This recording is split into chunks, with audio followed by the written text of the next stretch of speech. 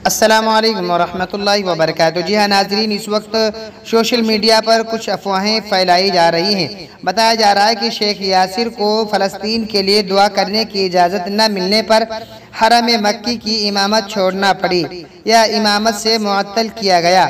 इसी तरीके से शेख यासिर और शेख अहमद अल हुज़ैफ़ी और शेख खालिद को अक्टूबर 2019 में मस्जिद हराम और मस्जिद नबवी का मुस्तकिल इमाम मुकर्रर किया गया था।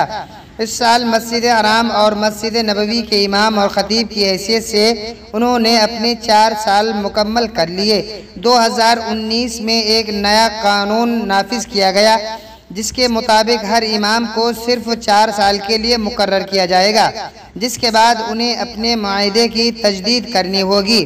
लिहाजा शेख यासिर और इसी तरीके से शेख अहमद अल हुज़ैफ़ी और शेख खालिद की गैर हाज़िरी की वजह यह है कि उनका मुआहदा ख़त्म हो चुका है और तजदीद होने तक वो मस्जिद हराम और मस्जिद नबवी में नमाज की इमामत नहीं कर सकते हैं।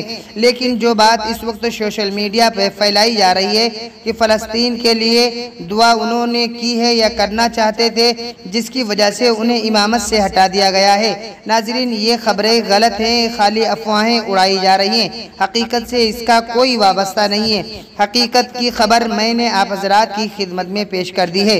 इसके बारे में नाजरीन आपका क्या ख्याल है, मैं कमेंट करके ज़रूर बताएँ। अस्सलामु अलैकुम वरहमतुल्लाहि वबरकातुहू।